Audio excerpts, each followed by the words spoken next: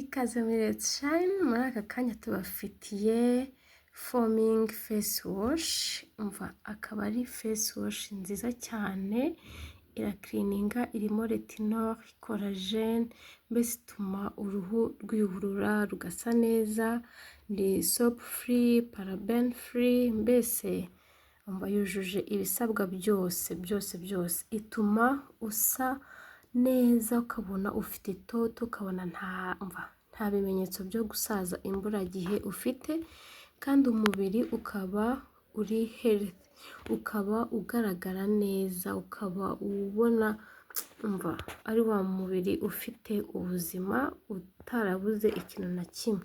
Rero iyi face wash ya Cosmo ikaba irimo retinol, ni face wash nziza cyane ituma umubiri wawe udasaza imburagihe.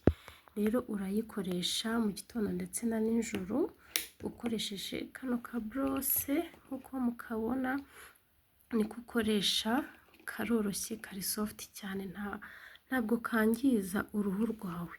Hanyuma rero iyo umaze gukaraba, agafuro karimo hano urakunyuguza, kaba kasigayemo hano mu ka brose, urakunyuguza, hanyuma ukongera ukabika face wash yawe, ubundi tukabona ntusaza, tukabona ntabwo usa n'imyaka yawe. Rero iyi face wash wayisanga muri Let's Shine, muri Mike, umuryango A25.